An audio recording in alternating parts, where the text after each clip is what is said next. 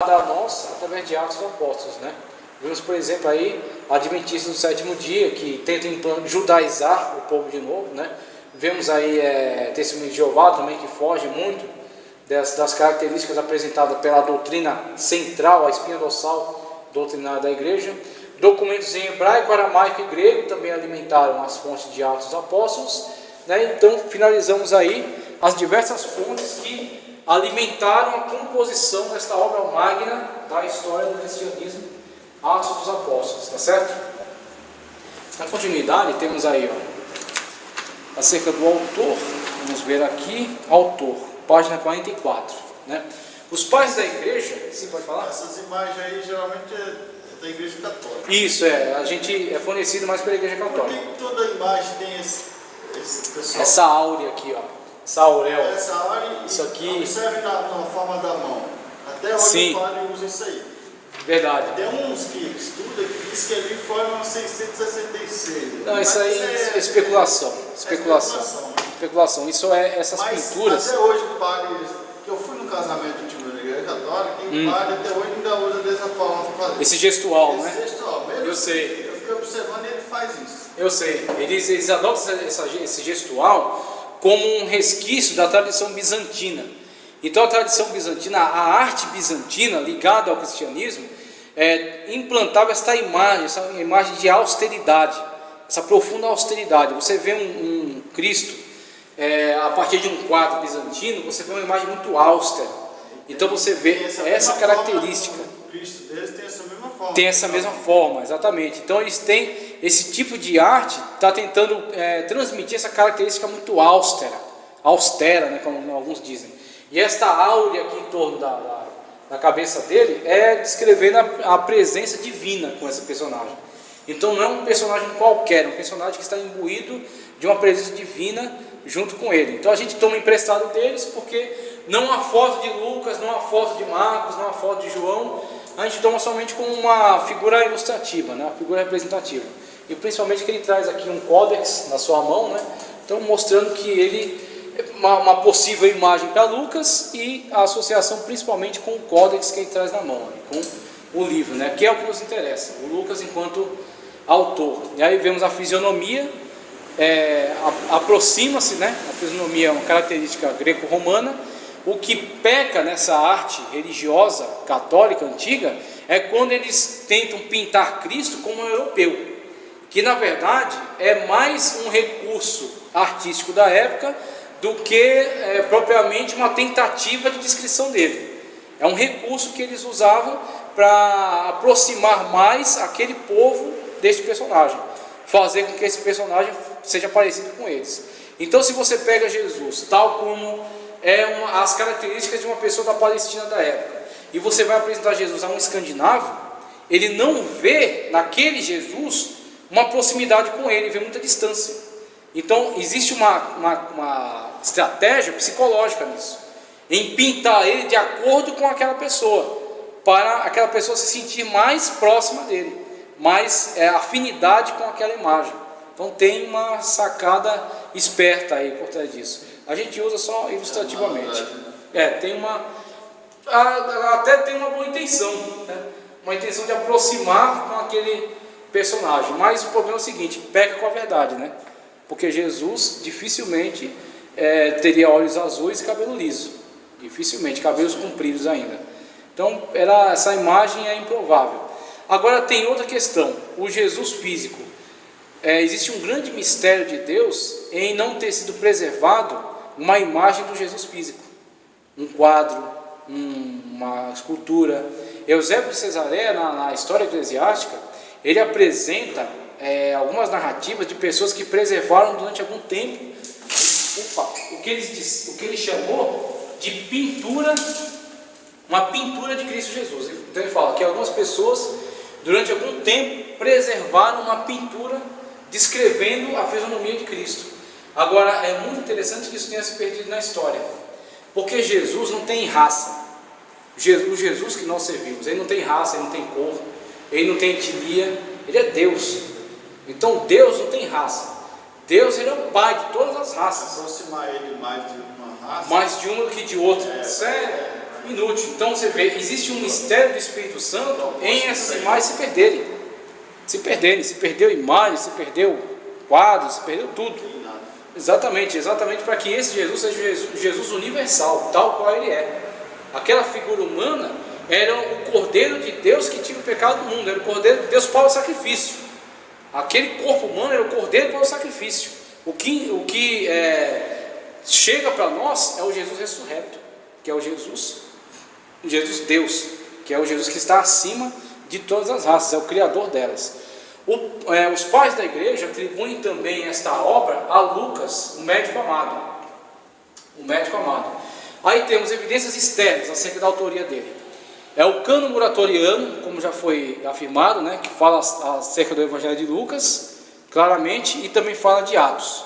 Também descreve Lucas como autor de Atos. Temos Irineu, em 185, temos Clemente de Alexandria, em 190, Tertuliano e Orígenes, entre 90 e 200 da era cristã, e Eusébio de Cesareia, o outro grande historiador depois de Lucas, né, que em 325 atribui Atos dos Apóstolos também a Lucas. Evidências internas. Em Atos 1 e 1, o autor faz referência a um outro volume de sua autoria. Ao longo do texto, ele faz uso da palavra nós, quando está presente aos eventos nas viagens missionárias de Paulo, ou eles, quando se refere a fontes de informações a respeito dos fatos. Temos aí a grande honestidade de Lucas, né? Lucas, quando ele está presente, ele se coloca na primeira pessoa. Quando ele não está presente, ele fala eles, ou seja, os fatos chegaram até ele, através das testemunhas que ele tem acesso, julga fidedigno, a inspiração do Espírito Santo de Deus leva ele a entender isso, e ele inclui isso no seu livro, né, o livro histórico do Novo Testamento. Esse quadro aqui é para quê? Mostrar, denotar a universalidade desse texto, a universalidade, tanto em Lucas como em Atos agora.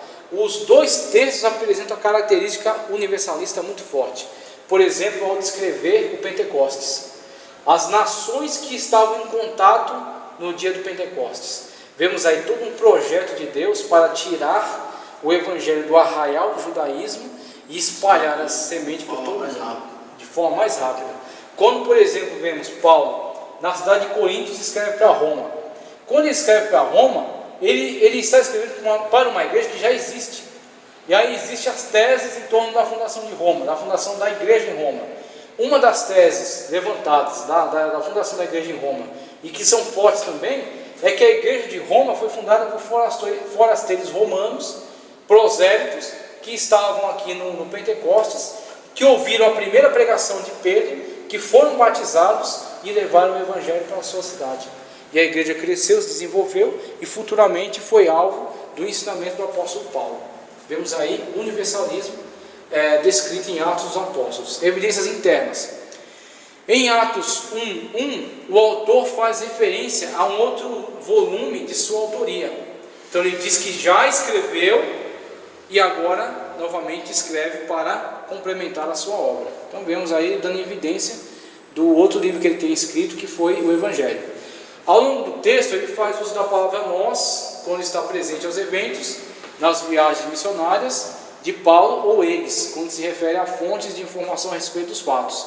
Lucas e Atos constituem-se nas obras mais extensas do Novo Testamento, cobrindo 1/4 de sua extensão, tornando Lucas o autor de textos mais extensos, tendo sido compostas como uma obra unida, e posteriormente sendo separadas para a inserção do Evangelho de João, e vindo a constituir o elo, coloquei aqui o elo, mas errado, o elo de ligação entre os Evangelhos e a coleção de epístolas. Então, na constituição dos textos sagrados, temos alguns conjuntos, os Evangelhos e as cartas. As cartas de Paulo, com pouco tempo depois de sua composição, já foram reunidas num conjunto, numa coleção, e passaram a circular unidas pelas igrejas. Quem recebia uma coleção de cartas paulinas, copiava as 13 cartas e passava para outra pessoa.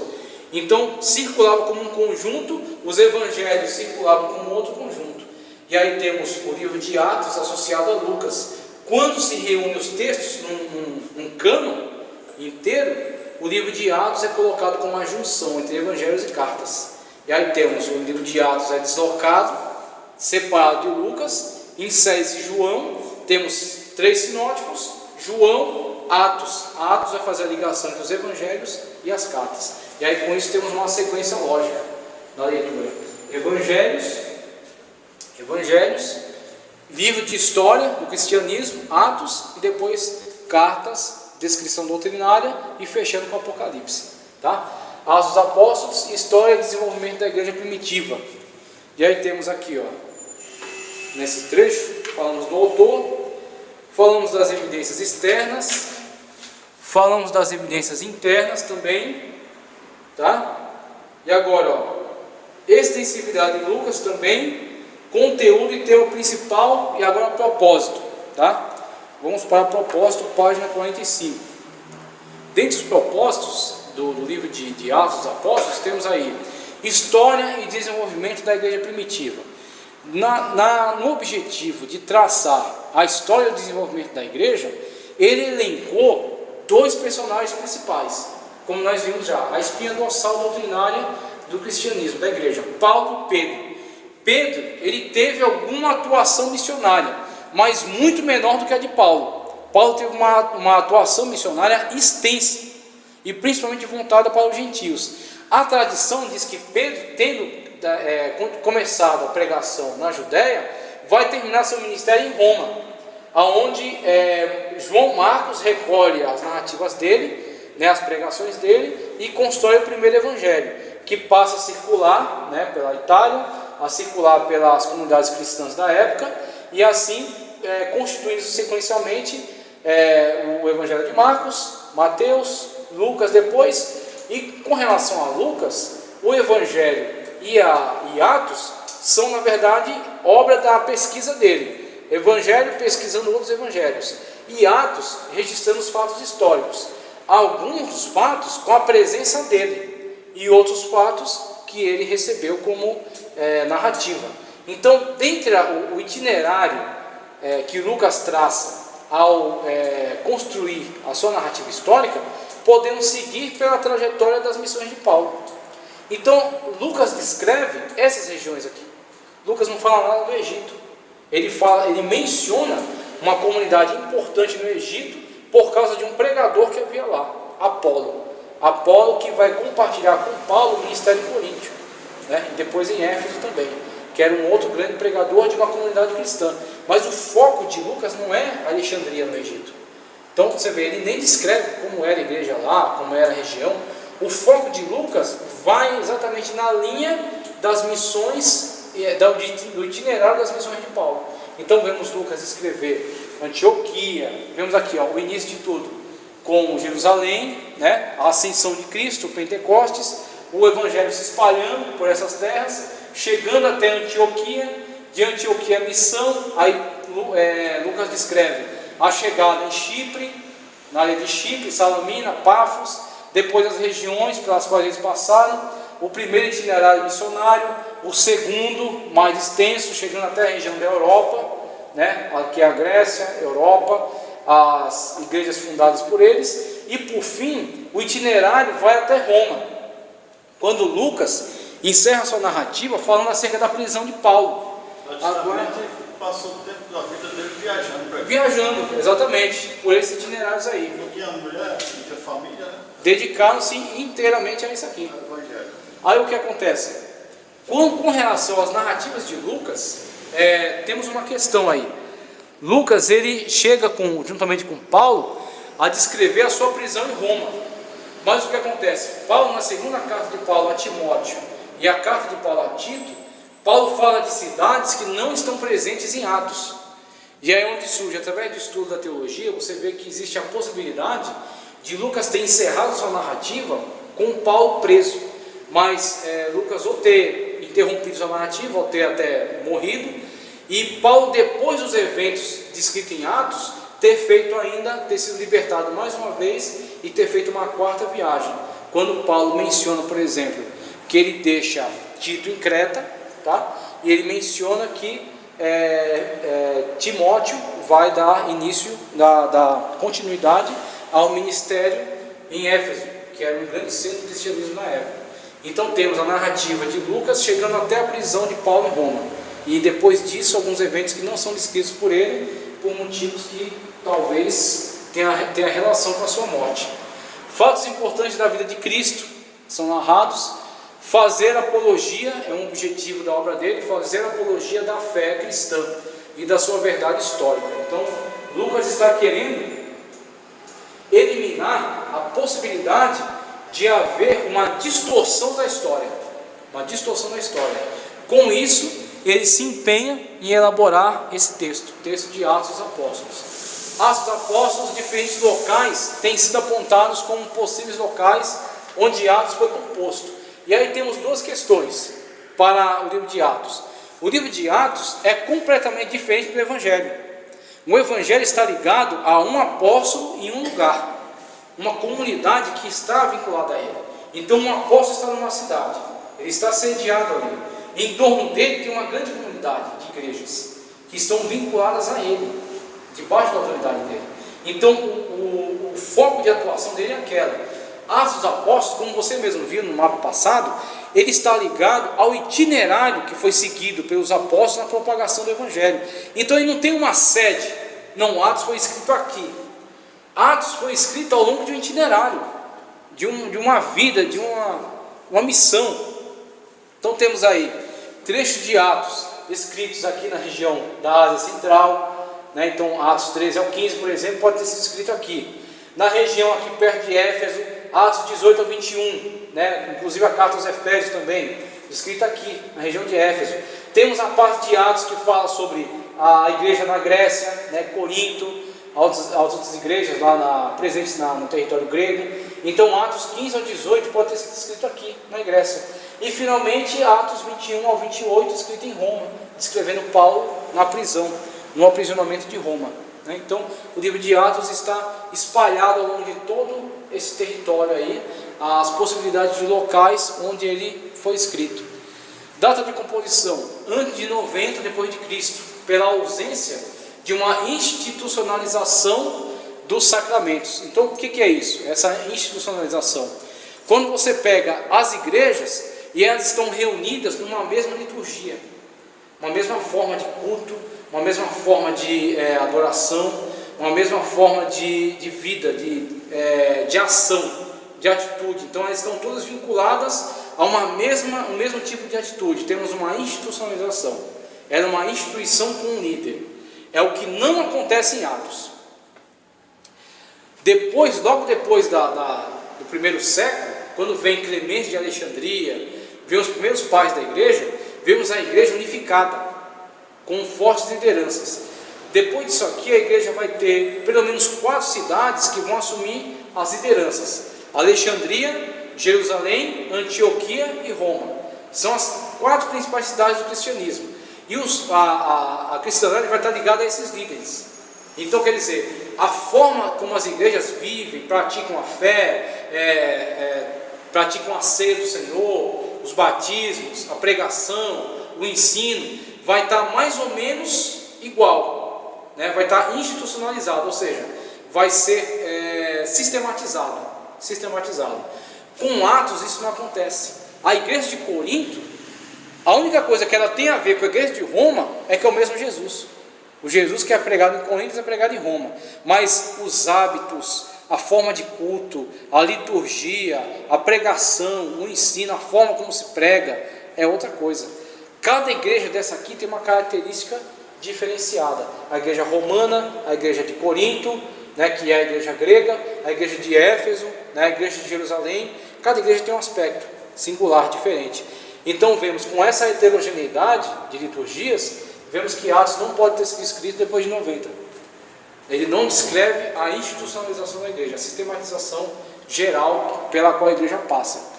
Depois de 70 depois de Cristo, pela menção no Evangelho do conhecimento de outros evangelhos. Então o que acontece? Atos descreve, no seu início, que o autor também é autor de outra obra. Esta outra obra é o Evangelho de Lucas. E no Evangelho de Lucas, o autor faz menção que consultou outros evangelhos. Então o que acontece? Olha só a sequência. Temos aí evangelhos prontos já. o Evangelho de Lucas consulta esses evangelhos. E depois de Lucas, depois do Evangelho, ele escreve Atos. Em Atos ele fala: eu sou autor deste livro e também de outro tratado. Esse outro tratado é o Evangelho, escrito depois dos outros evangelhos. Então, com esse encadeamento sequencial, temos depois de 70, foi escrito antes de 90 e depois de 70, pela menção no Evangelho do conhecimento de outros evangelhos. Provável data de 75 depois de Cristo. O endereço para Teófilo, escrito para Teófilo. E aí, passado aí essa descrição sempre do Evangelho de Lucas, depois nós vamos dar continuidade aí ao Evangelho de João. Vamos encerrar a nossa aula então com essa questão aí do Evangelho de Lucas e do livro de Atos dos Apóstolos, amém?